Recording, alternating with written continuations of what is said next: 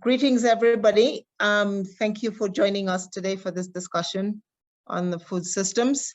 The Food Systems Economic Commission is an independent scientific commission whose purpose is to develop a report to address economics and political economy of the food system, transformation towards sustainable, inclusive, health-supporting and resilient food systems, contributing to achieving the Paris Agreement and Sustainable Development Goals. There is a growing awareness of the massive externalities and inefficiencies that characterize food systems, estimated at 12 trillion annually against a total value of food systems of 10 trillion. This is from the FOLU report 2019. This session is one of 4 that looks at hidden costs of our food systems amongst pre-summit events.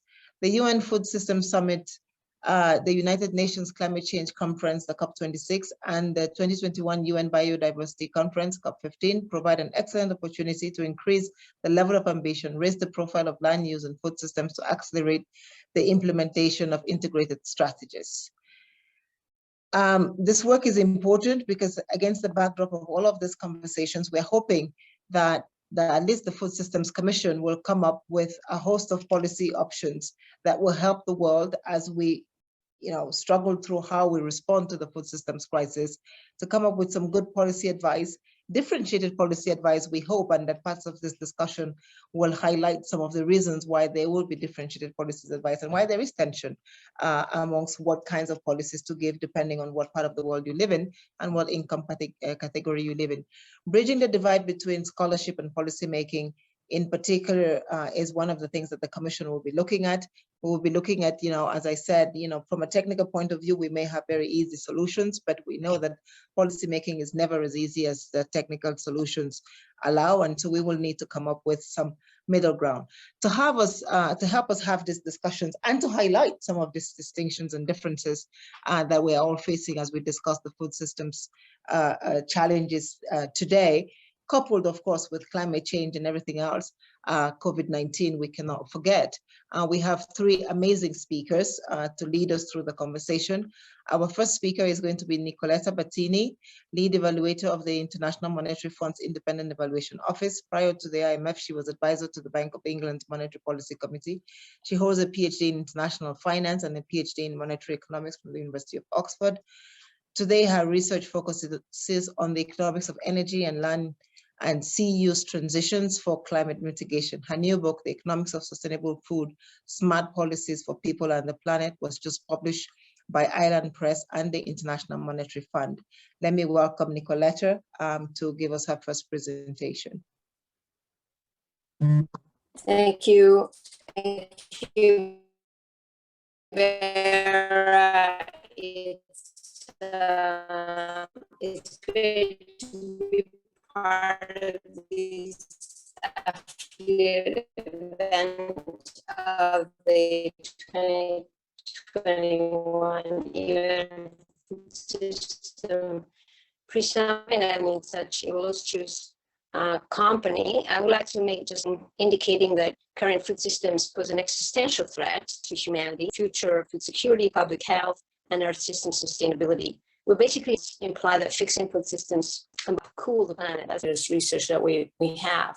By contrast, even if we stop fossil fuel burning, which is absolutely imperative, but it's also an impossibility, we would still go beyond our 1.5 Celsius target 2 to 3 times over by 2100 because of food system emissions alone. So as I explained in the book you just mentioned, which has the title, The Economics of Sustainable Food, smart policies to enable the transformation we all want are at hand. But because food choices, perceptions and attitudes and norms, building effective policies for food systems change also calls for an increasingly interactive process with consumers and producers of food. I'm optimistic about a transition in food systems because we know that the status quo is largely the product of government policies mired at increasing yield and profits with minimal attention sometimes to nutrition or the environment. It is also a product of technological advance, and therefore we can act on both these levers to our advantage. A couple of examples with regard to economic policies to address food supply and food demand. To green our food supply, for example, science shows that at a global level, we need to halve animal-based food production, replacing it with plant-based food production. And we need to shift away from conventional farming based on heavy chemical inputs to farming and fishing based on regenerative practices. Now, these goals can be achieved by raising various taxes on intensive animal farms and farms growing crops that serve to feed animals, cutting subsidies to these operations, which are sometimes in some countries the primary form of subsidies, and redirecting subsidies to sustainable farms, just as carbon taxes are being proposed and raised to shift away from fossil fuels towards sustainable energy sources. Reforms to make land cheaper for regenerative farmers and or to limit land available for conventional farming can complement these tax and subsidy measures alongside labor market reforms promoting regenerative agrofishing jobs and the setup of enterprises involved in small agribusiness. And the Food Summit is going to be talking about all these things, and the book goes into a lot of details about these policy measures. Other measures include public investment in research and innovation and public sponsoring of food industry initiatives aimed at promoting healthy food. Now, this policy mostly interests developed and large emerging market countries, which are the world top suppliers of meat and dairy, as well as the main exporters of key food commodities like grain, sugar, and rice. But there are also very promising avenues for reform in less developed countries. In these countries, however, policymakers need, of course, to consider both public health and environmental outcomes along with production goals. Everywhere, I think the policies should now really strongly and aggressively steer towards the support of old and novel sustainable farming practices that include not exclusively polycultural small farming, urban and vertical farming, regenerative ocean farming, and alternative protein farming like plant-based meat and fish and cellular meat and fish production. I won't go into a lot of details, but just a point about greening food demand alongside what I said about greening food supplies. That requires a parallel global shift away from animal food products, and in most advanced and emerging market countries, a decline in protein and calories to bring this in line with recommended nutritional values. And of course, in developing countries, maybe more meat and dairy has to be consumed. And these dietary shifts can be attained by, again, imposing taxes on unhealthy foods and subsidies on healthy ones. We now know from recent science and empirical evidence from Chile to Hungary to Oman that these taxes and subsidies do work well. In the past, we thought they didn't, but now we have evidence that these new ways of subsidizing and taxing works very well. And we also need to think largely about, healthcare systems and move them away from sick care towards preventive care, which are much more based on nutrition. We also need to reform medical education to impose much more studying and dwelling on nutritional aspects. We invest in market reforms to inform consumers of dietary risks. And we know that every dollar invested in better advertising of food, for example, for children, returns $6 in terms of health gains for these future cohorts.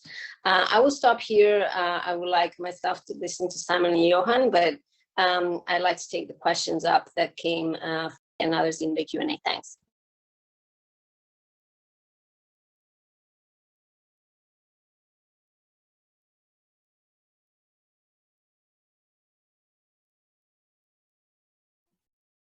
Thank you very much, Nicoletta. Thank you for that. I was trying to unmute myself. I'm going to now hand over to Simon to continue the conversation. Simon Zadek is, of course, the Chair of Finance for Biodiversity and Co-Chair of the Technical Hub Task Force on Nature-Related Financial Disclosure. Simon is also the former head of the UN Secretary General's Task Force on Digital Financing of the Sustainable Development Goals and Senior Advisor on Finance in the Executive Office of the Secretary General and co-director of UNEP's inquiry into the design of a sustainable financial system. In these roles, he co-chaired China's Green Finance Task Force and led the Green Finance Study Group Secretariat under the Chinese, German, and Argentinian G20 presidencies. Prior to this, he was senior advisor to the World Economic Forum and the Global Green Growth Institute, founder and CEO of the international think tank Accountability and Development, director of the Neo Economics Foundation. So very, very well pleased to talk about the subject today. Always a pleasure to have you with us. Simon, over to you. Vera, thank you very much. I think you're going to have to start drafting younger people in so that they've got shorter bios. Then we get more time to talk. Thank you very much indeed, and thanks to the organizers for inviting me onto this call. I want to focus on the food finance nexus, a topic about which much has been written, a topic that I think probably everyone on the call would accept is an important piece of the solution. How do we resolve the financing challenge? But I would also say an area where there are as many misconceptions as there are possible solution sets. And I want to really highlight the polarized debate, obviously oversimplifying the point, but really to highlight, if you like, the challenge that we face in beginning to understand how best to intervene in this nexus. Broadly, you have a whole area of action and research focused on so-called investment needs to support the transition to a sustainable food system. And there are many really interesting estimates by Follow and Systemic and others that have been made. And in the main, those estimates include private capital, but take, if you like, private capital as given, and then look at the degree to which private capital needs to be subsidized, in effect. So de-risking, tax, and risk transfer to taxpayers in order to attract the private capital on the terms that they're willing to engage. And then sort of at the other end of the spectrum, you have a growing discourse on what broadly is thought of as the financialization agenda, which is largely a critique of particularly private financial and capital markets, with an associated argument that the food system is becoming financialized, and the logic of private capital markets and private financial markets has driven many of the unfortunate developments or the unsustainable developments in the food system that we see today. In a sense, both of these different discourses have value, have merit, but both of them equally are problematic. The first is, if you like, pragmatic and looks at investment needs, but insists on taking private capital, in a sense, as it comes. And as a result, focuses in the main on blended finance solutions, which effectively is one of a varying form of subsidy. The second side has the merit of understanding finance as a system, not just as a flow. With the many aspects of the way in which private financial and capital markets work, including many governance institutions, rules and architecture, rather than simply as a flow, but perhaps too often fails to drive that analysis into a pragmatic view as to how investments in practice are going to happen. Now, obviously, I'm caricaturing both sides of the argument, and neither of them are simple in the way that I've described, but they both broadly follow the lines that I've described. Clearly, that polarized debate is unhelpful. We need to understand what the investment needs are. We're going to have to tap private capital at scale, but actually private capital is not a given. It doesn't come with a preset view as to what its risk-adjusted return should be or the basis on which it will invest. Those decisions are largely framed within the system of finance that financialization agenda or the financialization community describes. And so the financialization community encourage us to understand finance as a system of central banks and financial regulators and stock exchanges and capital reserve requirements and many, many other rules of the game that influence ultimately what investment decisions are made and on what basis. And with a result that one can begin to think about the way those rules can be changed as a policy intervention, for example, to influence the asset allocation in relation to food system investment, in ways that may be far more efficient or far cheaper than sort of traditional, if you like, blended financing or subsidy mechanisms are often conceived of and described in this space. But for those of you that have been involved in the sort of clean energy climate space, actually this line of argument will be much more familiar to you. At an early stage in the deployment of renewables, for example, private capital was taken sort of as a given, and what their hurdle rates were and what their other criteria were in a sense the sort of the hurdles that needed to be met by those that were advancing investments in solar and wind. But actually times have changed, and over the past 5-6 years in particular, more and more attention has been paid to the way in which financial and capital markets themselves can and need to be shaped in order to change the way in which investors think about asset allocation and different options for investing in the energy system, and now increasingly in mobility and built infrastructure. And those, of course, when one thinks about it, are quite well known. You increase the degree to which climate risk is priced into investment decisions, and suddenly a whole bunch of investments in fossil fuel intensive energy systems become less attractive and renewables become more attractive. And there are numerous examples that have begun to not only focus on individual risk analysis approaches such as the one I've just described, but broader financial stability approaches, engaging central banks and financial regulators in the way in which climate is understood from a financial stability point of view, which then cascades through those regulators and standard setting bodies, more and more influencing the way investors think about different energy related investment opportunities. So this is not that subsidy is never useful, but that changing the rules of the game, insisting on risk pricing, on different forms of disclosure, and so on, can go a long way to encourage private capital to edge itself towards some of the upside investments, including some of the ones that Nicoletta has just described, and away from some of the particularly climate and nature damaging investments that we are currently facing in unsustainable ways. So how might that look in the food sector, coming back to the food finance nexus? Well, without doubt, the pricing in climate and nature risk, and we now have a growing track for pushing the incorporation of nature-related risks into the private financial community, will make a significant difference to the way in which asset allocation views, for example, some of the less sustainable aspects of our food system, particularly on the livestock side, but also on the many supply systems that feed the livestock side, so all the crops that deliver into livestock, particularly beef. And so that is an obvious area where market efficiencies, in fact, improved risk pricing can make a huge amount of difference to the way in which the private sector thinks about investment in the food system. But that's not the end of the game. Clearly, public finance does play a role, but is it always in the subsidy space?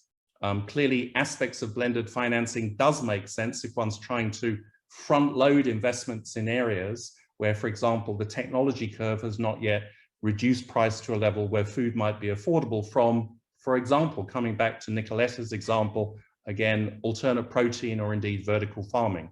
Some version of the feed-in tariff that we saw as a major innovation in driving capital markets towards renewables investment, in fact, may turn out to be relevant, particularly in the soilless agri-tech area, so alternate protein and vertical farming, perhaps less so in the broader regenerative agriculture area where capital intensity is lower, and so CapEx costs tend to be of reduced importance. And then just to sort of carry on with perhaps one or two other examples, we assume that consumer preferences, again coming back to one of Nicoletta's points, are either delivered through an educational model and changed, and are delivered through effectively a financial incentive and penalty model, taxes. And what we've seen, as many of us know, in Europe, is the most recent version of that, which were proposals made to the UK government just a couple of weeks ago for taxes on salt and sugar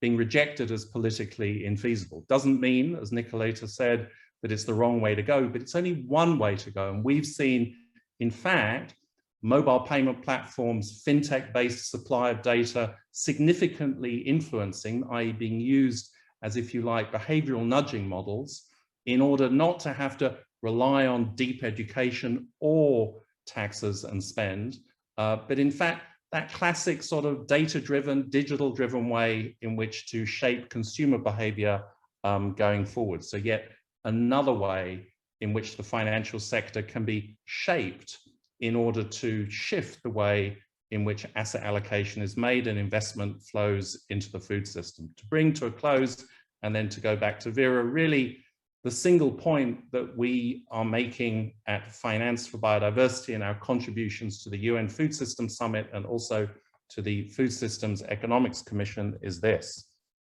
the way finance flows shapes food outcomes. So that is self-evidently true, but is often forgotten.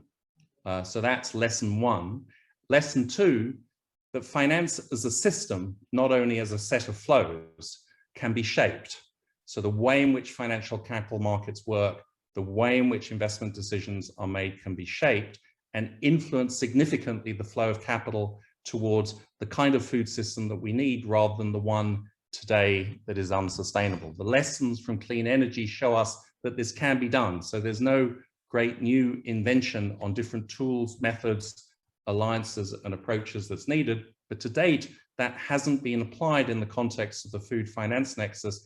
And now is the opportunity to do that. Thank you very much again for your attention. Vera, I will pass back to you.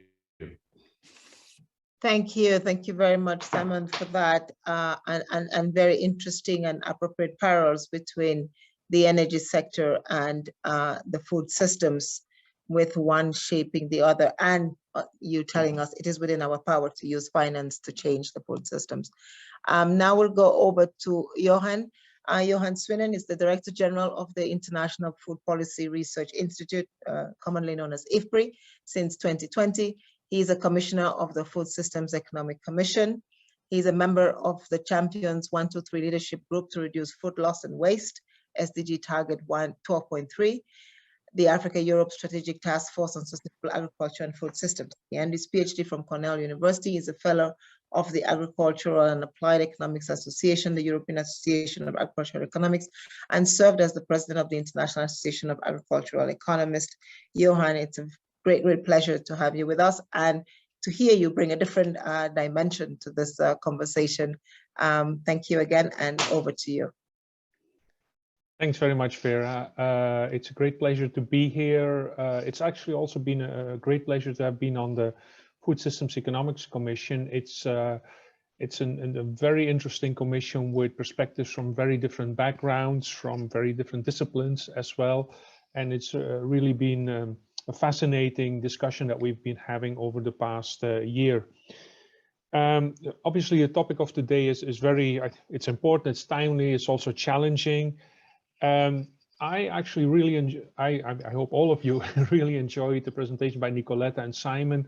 I'm often on panels where I'm the more optimistic person, and it's kind of a pleasure to hear Nicoletta's view and Simon also about things that will be possible in this new world and with the instruments that they have been talking about. Let me, I was asked to take a little bit of a different perspective and look on some of the political economy issues of what's on the table now.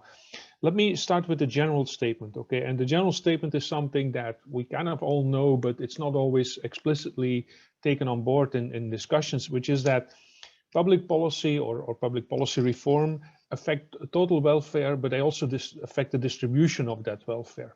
So the equity and the efficiency issues are always interrelated when we think about policy reform. And so that means that there's always an element of economics in it and an element of politics, okay, or social welfare and politics. And that is important to realize, I think, when we are talking particularly on the big changes that are ahead of us. Now, maybe as a quick side note on that, if we don't do anything, I mean, that also has both aggregate welfare effects and distributional effects.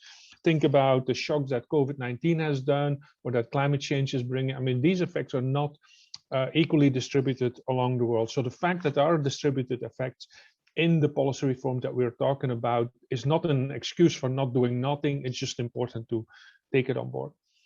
One of the reasons why the Food Systems Economics Commission was created was in the follow-up of the Eat Lands, the great and very well the big impact of the Eat Lancet work on healthy diets, okay, was that there was a response, okay, so, but who can afford this healthy diet? And it turns out that a lot of people in this world cannot afford a healthy diet. Estimates are between 2 and 3 billion people, depending on the definition. And so we need to see, okay, how can we deal with the poverty effect or the inclusion effects, if you want, on that. I think that what we're now having with the hidden cost is a similar issue, namely that the hidden costs, if we want to include the externalities, the external cost, I mean, it's making our food costs much higher than we typically price them. And so the question is, how are we going to do this? Internalize them. That's where the two previous speakers had some great ideas on. And who is going to pay the price for doing that? Okay. I think both of the speakers also hinted to some extent on the distributional effects.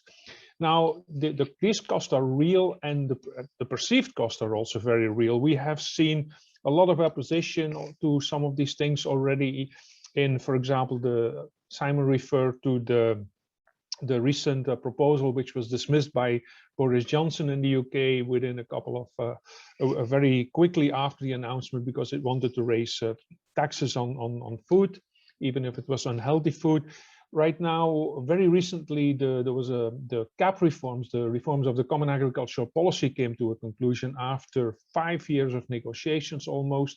And so there also, there was the big issue was the trade-off between farm subsidies and the environmental agenda, the green agenda in the European Union. And so there's been a lot of discussion on that and a lot of opposition against some of the environmental measures. I mean, I'm sure everybody knows a lot of examples as well. And so the key issue is, how can we deal with that best? And I think we have to look at two aspects. One is in terms of our analysis. Do we build in these types of issues or aspects in our analysis? And so I think we're starting to do that, but traditionally we haven't done very much. And so one of the examples I want to give is the work at IFPRI together with the World Bank on repurposing agricultural subsidies. It's a really interesting project where our modelers are now trying to estimate if we are going to change the way the subsidies are given, which are now giving to the farmers around the world, which is about $700 billion per year. Can we make them better for the environment, less greenhouse gas emissions, and better for diets? Okay. And the answer to that is, well, it depends. Okay. It depends how you reform them. Just getting rid of them makes less difference actually than we had anticipated ex ante. But if you shift them to other things, like, for example, investment in specific technologies, etc., it seems to make the predictions are that it makes a really significant difference, both in terms of greenhouse gas emission reduction, in terms of more healthy diets, in terms of growth, but it also affects farm incomes. Okay, and we should of course take that into account. On the other side, if we think about going forward in terms of let's say the political coalitions, there I think we have to also be much more innovative, creative, disaggregated in our thinking. Many of our models that we use, we talk about consumers, producers, and taxpayers. Sometimes we distinguish between the smallholder farmers and the other farmers, but that's about it, right? But of course, in reality in the world, I mean, we have the food industry, we have the retail industry, we have the landowners, we have the banks, we have the insurance industry. I mean, since crop insurance, the insurance industry is a big lobby, vested interest group in US agriculture, for example, traders. And so even within these groups, the food industry sometimes is split between those who are using sugar and those who are not using sugar or producing sugar, you see. And so we have very complex groups there. And going forward, I think that's what we have to do. We have to think creatively on how we can work in building unusual coalitions, I think. And already we see that, for example, the recent discussion on the definition of meat, okay, whether a burger is meat or not, even if it's plant-based. Sorry, you can call it a burger, even if it's based on plant-based. If you see the coalitions there on both sides of the argument, it's a very interesting mix. And this is not producers against consumers. This is even the industry is very much split between different groups, etc. The restaurants, capital markets are involved. And we have similar things on other things. For example, what is organic? what is fair trade, these types of things. And these things are going to be much more important in the future if we're going to work with specific types of commodities which we want to support. I mean, labeling is going to be hugely important, standards in the private sector and the public sector, sustainability aspects of that. And so, and then, for example, there has been a lot of discussion recently in the EU a couple of years ago on unfair trading practices and value chains, where the farmers essentially were accusing the companies that were selling their commodities to, that they were abusing standards, abusing their contracts in these value chains. It came to a big discussion on whether one should intervene in these systems. And so the discussion at the EU level actually was decided when the food industry shifted coalition. They actually sided with the retail companies against the farmers. But at some point they realized that 90% of the food industry are actually SMEs who are also on the weak side in the power relationship with the retail sector, and they actually formed a coalition with the farmers, which led to significant regulations over there. So let me end with saying that I think what we see really big changes in the decision making and in the policy agendas is typically when we have big new coalitions being created, and that is a result typically of shocks to the system and of structural changes. We've seen a lot of structural changes now which are there, which have been described. I think COVID-19 is a shock to the system, okay? And so this can help us getting out of the inertia in the political economy and move us towards a new political economic equilibrium, I think. And so this is a really opportune time to do that. In this way, the Food System Summit could not have happened at a better time. Maybe for an unconventional way of interpreting better here. Let me end at that. Thank you.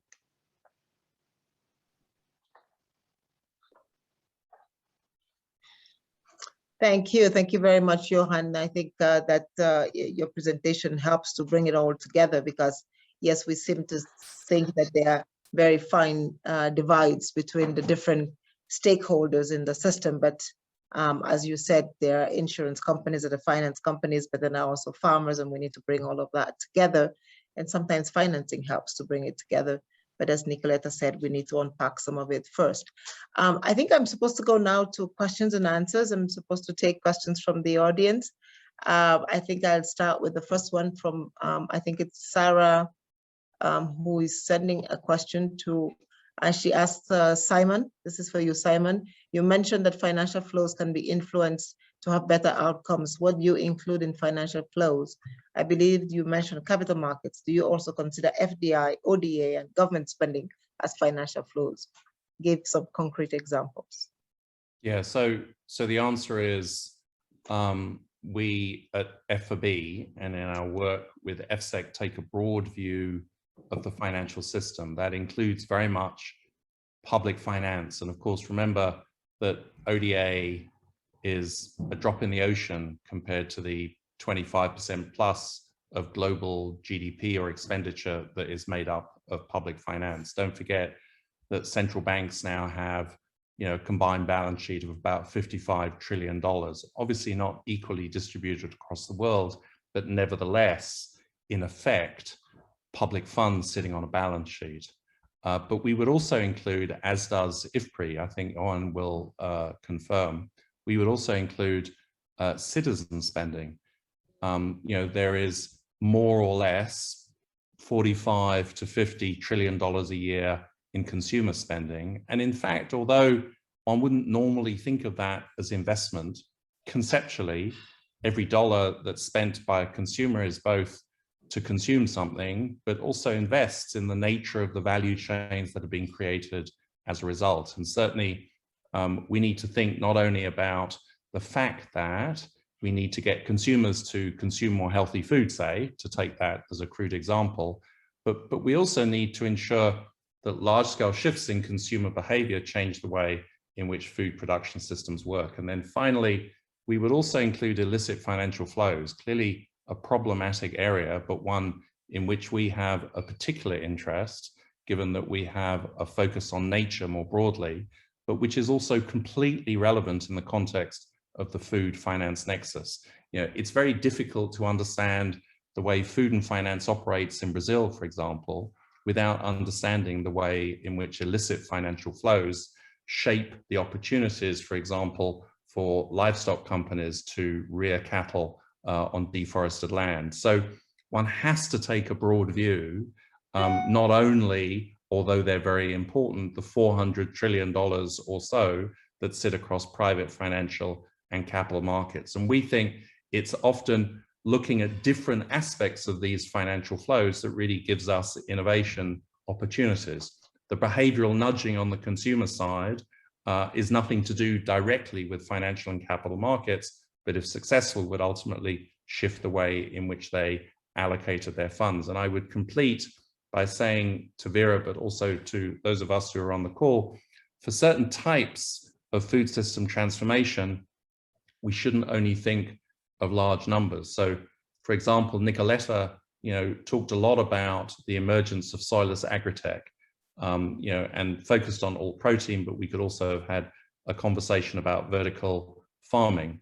And that, of course, right now is principally in the domain of private equity.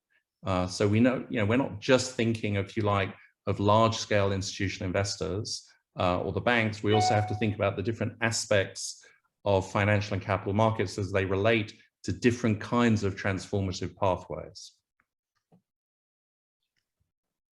Thank you. Okay, let me make sure. Thank you. Simon, for that. I was going to ask a question. Maybe I start with Nicoletta, and we've heard, I think, the response from Simon about how one uses sort of the different financial flows to respond to this. But if you were a finance minister in the middle of COVID, and I come to you now and I say, oh, there is yet another problem you have to worry about, which is food systems and making them more efficient and using your resources wisely, what advice would you give them? I'm going to ask both Nicoletta and Johan this question. So let me start with Nicoletta. I think actually as it has been pointed out several times before, more authoritatively than me, the COVID pandemic is intimately related to the global food and biodiversity crisis. And not just because of its origin, but also because if you look at the data, globally, the people that died of COVID and are dying of COVID are, in the vast majority, people that suffer diseases which are primarily caused by dietary, we can call them mistakes, but basically they're wrong dietary choices. And unfortunately, it's not their choice. Often it's a choice which is unconscious, and it's driven by a wrong education system, but mostly a wrong system of prices that pushes people with lower income to go towards food that is low quality or low nutrition. And so there's also research showing that people that eat more plant-based are much more resilient. So currently, not already, with an incidence or a prevalence of one of these diseases like obesity, diabetes, hypertension, all those kind of diseases that kill, are the primary co-killers with COVID. People that today eat plant-rich diets are much more immune. There's a British Journal of Medicine article just came out to COVID symptoms, both in the severity of the. So the short answer is, as an old African proverb used to say, the best time to plant a tree was 20 years ago. The second best time is today. We have to change food systems today, including because we know that it's too late for this crisis, but already by changing diets today and shifting prices and helping consumers do the right choice, we enable them to resist and be more resilient to this pandemic. And we're also going to make them more resilient and immune to the next pandemic, which are quite certain will happen. So this is not a either or. This is actually one of the main solutions to the current pandemic and certainly to the future pandemic. So I would encourage them in the green plans, in the recovery plans, to put a lot of emphasis on, improving food systems for better people and better planet.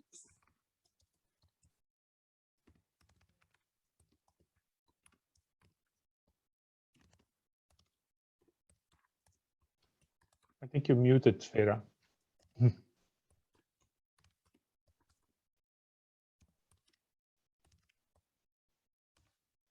No, okay, no, thank you, sorry, Johan, I think I'm just going to keep my mic on. No, I was saying I said, thank you very much, Nicolette, a very good answer, and I was handing over to Johan to say, what would be your advice to a policymaker who is today struggling, let's say the typical finance minister, who is struggling to find COVID vaccines and reduce the rate and incidence of COVID in the population? Yeah, I think there is the way we've been looking at the, so I've been involved in the finance lever of the Food System Summit with the World Bank and FOLU. And so the way we've looked at it is really look at it as there's really 6 flows as we distinguish them, and Simon has kind of summarized them. I think we need to look at all of these. Okay, we cannot just have the problems too big. We have to look at all of these things. And I mean, I think I said at the end of my talk, I think COVID-19 gives a big shock to the system, which creates opportunity. It also creates challenges at the same time, right? Because it creates the pressure on the public finance, and also to some extent on the private finance, which is increased by COVID-19, is of course also troubling news for if you want to invest in new things, for sure. Okay, and so in that sense, there's certainly a negative side as well. But I think we can also look at, I mean, some of the innovative things where there are potentially win-wins. And so Simon, I really enjoyed his identification of some of these. But I think also, for example, the repurposing the agricultural subsidy is really an area where, of course, it differs very strongly between countries, how important that is. But that's where public money is being spent, and you can spend it more wisely and more efficiently to achieve the outcomes that you want. So there is room for improvement, even also within the current budget expenditure. But again, I think we need to look at all these finance flows to do that. Thank you. Let me come back to you.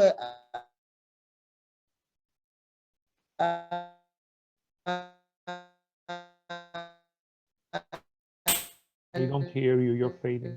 A bit, Simon, on the self. Can you hear me now? Yes. Okay. No, I was saying, I'm going to go quickly. So everybody who spoke about sort of inclusiveness, but intrinsically, we know that the systems are not inclusive. And we've seen even with the crisis, differentiation in response, divergence in access to vaccines. Simon, you spoke about financing, and there's a divergence in access to financing. And we know that those who have more financing, of course, can respond in a more inclusive way. So can we really talk about food systems transformation that is inclusive, or are we sort of willing to say, maybe there is a first phase that goes ahead and then everybody else follows? How do you see inclusion in a process that is financially intrinsically unequal? Yes, dynamite area. So let me start, and then I'm sure others will want to jump in. So firstly, I do think we could usefully distinguish between inclusivity related to the ultimate purpose of the food system, which is to deliver affordable, healthy food for all, and inclusivity that concerns decent livelihoods, of which, of course, there are many hundreds of millions locked into the global food system.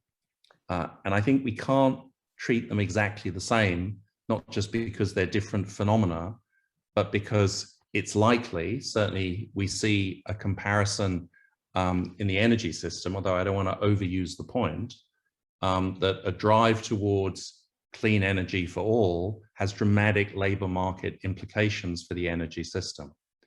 And this is, of course, a hugely complex and differentiated problem amongst many actors.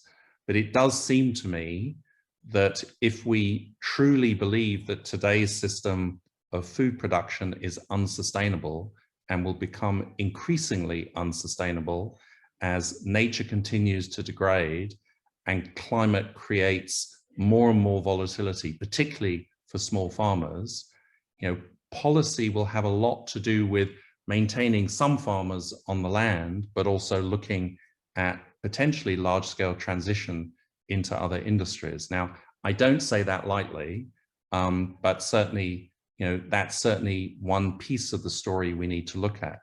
Now, at the other end, which is the affordable, healthy food side, again, technology is not a silver bullet, but we need to think about the technological opportunities that open up in delivering cheaper, i.e. more affordable, healthy food. Food that doesn't suffer from volatility in climate, food that isn't necessarily, part of fraught global value chains dominated by large multinationals. And of course, in that case, we're thinking about technological development such as vertical farming, which is close to the market, can operate at scale, can deliver stable prices 365 days a year, but is high capex. Not that different from solar and wind 5, 6, 7 years ago. And so again, policy interventions need to think about, consider whether policy can buy down from high cost vertical farming technology to lower cost vertical farming technology. And we see dramatic innovation in that technology space, perhaps not identical to the dramatic fall in solar and wind costs, but certainly with a rapidly falling cost curve. So I think, again, I don't want to overemphasize the comparisons to other sectors that are going through change, but I do think we have multiple ways in thinking about inclusivity and perhaps very different types of policy solutions, some of which are more in the safety net space and some of which are much more like feed-in tariffs for solar, where you're buying down technology costs until you reach an affordable, healthy food system level. Thank you. Thanks, Simon, for that. I have one last question for Nicoletta. We had a question, and maybe Johan, you want to come in on this as well later. We had a question from the panelists on how do you deal with the powerful consumer research and marketing that corporate agribusiness continues to invest heavily in, which essentially skews choices in food systems economics? Well, unfortunately, we know that in a lot of advanced economies, this research is actually financed through the subsidies that governments pay to companies to large producers. So some of those subsidies are actually redirected to give this sort of information which has elements of skewedness towards this kind of product. So I think the trick is really to redress the subsidies, open up the market, level the playing field. A transformation of the food system, as we are talking about here today, is intrinsically inclusive, because what you're doing, you're breaking up oligopolies. And so you're going to open the gates to everybody, young farmers of different ethnic groups, of different descent, that can now enter a market. What we need to also do as public policy makers is, of course, to provide these new entrants with the instruments, the training, the credit, and the access to finance, as Sam was talking about. But we're not talking about a new system of large mega farms. We're talking about smaller entities that operate more locally with shorter supply chains. So we're really talking not about tinkering with the system at the margin. We're talking about a true market transformation that is going to bring a lot of new people in. Those people are at the doors knocking at the moment, and public policy need to realign its incentives so that this can happen. So I think the consumer research is just part of this big mosaic of things that would change if we level that playing field and we give better information to consumers as well. Thank you, Nicoletta. I think there's some, just as Simon was making parallels with the energy sector, in the sort of overall global food systems and the competitiveness landscape, we've seen a huge competition in the tech sectors, right? And when we opened up Microsoft, we created Google and Facebook, and now we're trying to open them up again and break up that competition. So I guess that's a kind of system that we may eventually see in the ag sector, is continuously breaking down systems so you get more entry and more inclusivity. I don't know, Johan, if you wanted to come in on that point as well. What do we do with big business in addition to taking their subsidy money away and breaking them up? Yeah, well, the competition issue is, I would argue, a little bit more nuanced than presented here. I mean, particularly in a world where there is a lot of demand on quality, timely delivery, and things like that, the relationship between the processing sector, the traders, etc., and the farms is actually more complicated. Okay, and so this really affects the bargaining positions in that chain as well. So I think we have to be a bit careful there by taking that into account.